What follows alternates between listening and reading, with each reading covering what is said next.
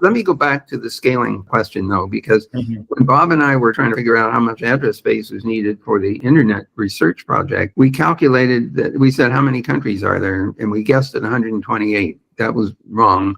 There was actually more like 170 or something back then. But we guessed 128 because there wasn't any Google to go to ask the question. And we didn't think to pick up the phone and call the United Nations. And besides, 128 is a power of 2, and that's what engineers think in. And then we thought 2 per country, so that's 256. That takes 8 bits of information to represent 256 possible networks.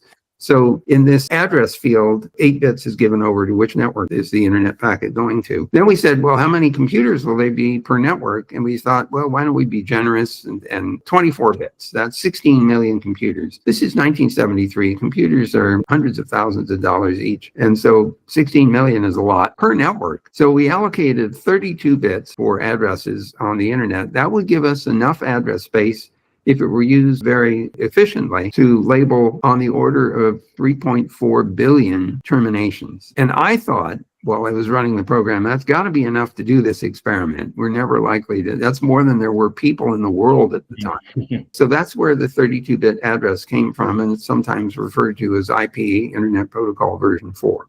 Yeah. Around 1992, we realized that we're going to run out of address space, and the reason for that is an invention that happened in May of 1973, except I certainly didn't appreciate the implications of that experiment, that invention, and that's the Ethernet. So Bob Metcalf, the guy who did the scenarios for the ARPANET demonstration in October 72, is the inventor, along with David Boggs, of the Ethernet, which allows you to create a local area network very efficiently and at very high speeds. Even his first version was up in the 1.3 or 1.4 megabits per second data rate. I did not fully take on board the implications of low-cost local area networking.